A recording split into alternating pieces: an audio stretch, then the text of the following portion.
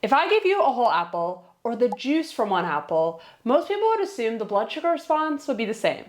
After all, it's the same fruit, the same sugar, the same calories, but your body doesn't process them the same way at all. And this comparison is one of the clearest examples of why food structure matters. Today, we're comparing a whole apple versus apple juice and talking about which one spikes blood sugar more. This isn't theoretical.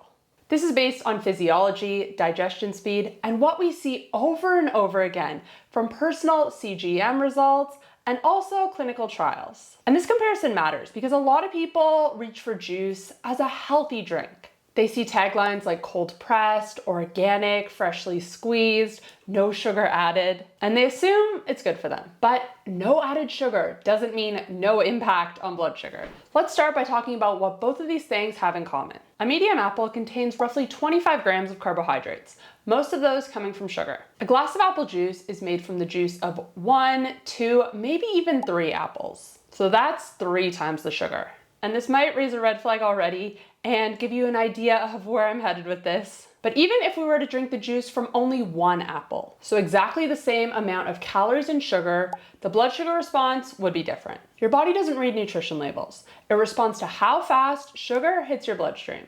When you eat a whole apple, you're chewing it. You're breaking down intact plant fibers. Those fibers form a physical barrier that slows digestion.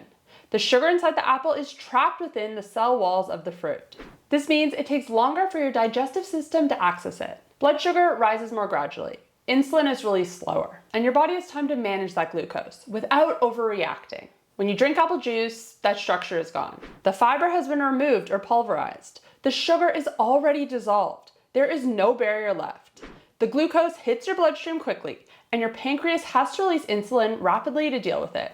That faster spike is exactly what we're trying to avoid if blood sugar regulation and reversing insulin resistance are your goals. This is why 2 foods, or I guess a food and a drink, can look identical nutritionally, but behave completely different in the body. And this is also why people are often confused. They think they're making a healthy choice by choosing juice over soda. But from a blood sugar perspective, juice behaves a lot more like soda than it does the whole fruit. What this tells us is that context matters, structure matters, and how your body receives sugar matters far more than whether that sugar came from fruit or not, whether it's natural or not. And people hate to hear this. It's a misconception that just because sugar comes from fruit, it's better for us. The sugar itself is the same.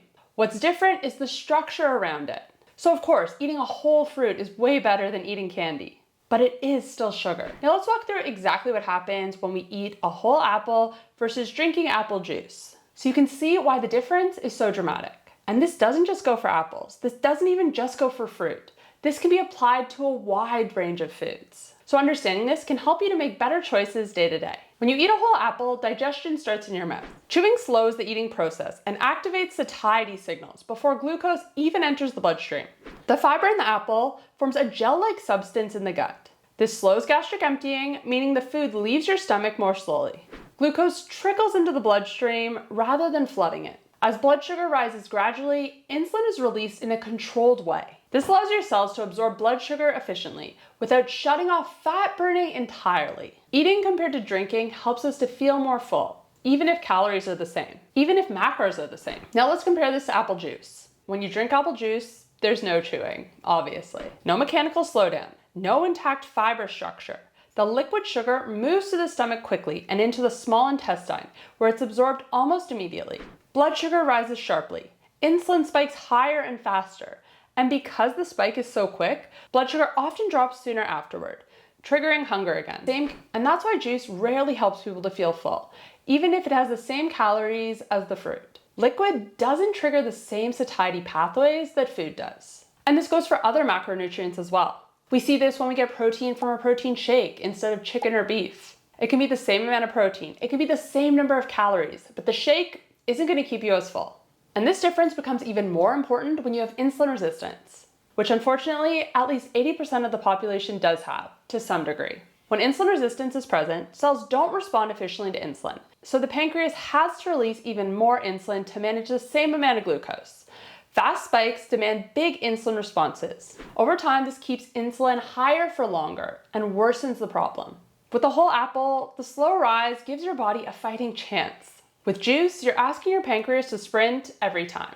And this even applies if the juice says with pulp. The amount of fiber left is usually next to nothing compared to the whole fruit. This is why people are shocked when they wear a continuous glucose monitor for the first time and see how their body responds to juice. Sometimes the blood sugar response from juice can be worse than from sugary desserts. The speed of absorption matters more than the source. Now, does this mean you can never drink juice? No, but it does mean that juice shouldn't be treated like a health food or treated the same as eating the whole fruit, especially if blood sugar control is your goal. In real life, the difference between fruit and juice often shows up afterwards, not just in the glucose numbers. Now, if you're someone who enjoys fruit and juice, there are ways to enjoy it. There are ways to make it a little bit more blood sugar and insulin friendly. Yes, whole fruit is always going to be a better option, but blood sugar can be controlled more if you take the following into account. First is timing. Juice or fruit on an empty stomach will spike blood sugar far more than juice consumed with a meal that includes protein and fat. Pairing juice with food slows absorption. The second is portion size.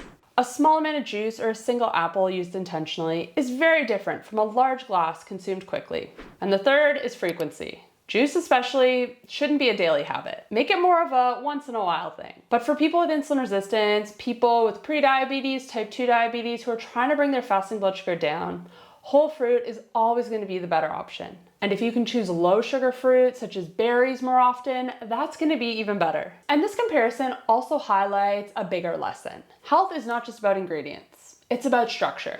Blending, juicing, and processing change how food interacts with our hormones, even when the ingredients stay the same. Whole apples keep the sugar locked in a package that your body knows how to deal with. Juice removes that packaging entirely. And again, this can be applied to so many different foods. Whole is always better than processed. So when we ask the question, whole apple versus apple juice, which spikes blood sugar more? The answer is pretty clear. Apple juice spikes blood sugar more, and it does so faster, higher, and with more of an insulin impact. And this is also why I encourage people to stop looking at food as good or bad. We need to start thinking in terms of signals. Whole food sends slower, calmer signals. Processed and liquid foods send louder, faster ones. So if you're working on improving insulin sensitivity, this one change can make a noticeable difference in how you feel day to day. Less hunger, fewer crashes, more stable energy. And as I said before, this principle doesn't just apply to apples. It doesn't even just apply to fruit. It applies to oranges versus orange juice, grapes versus grape juice, smoothies versus whole fruit. Anytime food structure is broken down, blood sugar impact increases. So if you're choosing fruit, choose it whole most of the time. And if you enjoy juice, be intentional with it. Pair it with protein. Keep portions small. And don't assume that natural automatically means low impact. In the next videos in this series, we're going to continue to break down common food swaps and testing them through the lens of blood sugar and insulin, not trends or marketing. Because when you understand how your body actually responds, how it's responding to signals, you can make better choices. Things start to make sense. Check out the rest of the playlist for more blood sugar comparisons here.